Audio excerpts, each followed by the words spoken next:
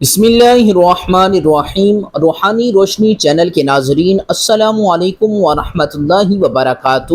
میری دعا ہے اللہ تعالیٰ آپ سب کو خوش رکھے، سدا سلامت رکھے۔ آج کا وظیفہ جس بھی نیک مقصد کے لیے آپ پڑھنے جا رہے ہیں، اللہ تعالیٰ آپ کو آپ کے مقصد میں کامیابی عطا فرمائے۔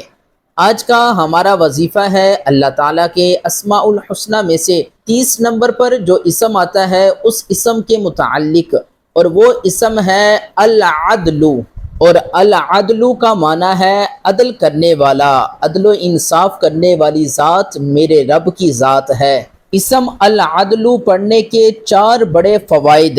فائدہ نمبر 1، جو شخص اس اسم کو پڑھے اور روٹی کے 20 لقموں پر شب جمعہ کو لکھ کر کھائے تو اس کے لیے دلوں کو مسخر کر دیا جائے گا۔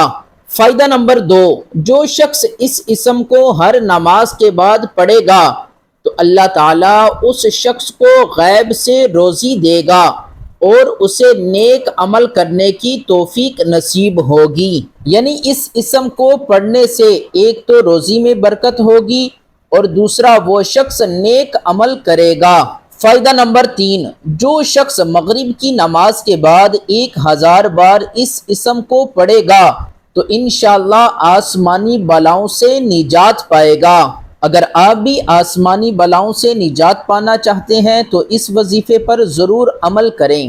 فائدہ نمبر 4، جو شخص 5 وقت ہر نماز کے بعد 80 بار اس اسم کو پڑھے گا تو انشاءاللہ وہ کسی کا محتاج نہ ہوگا۔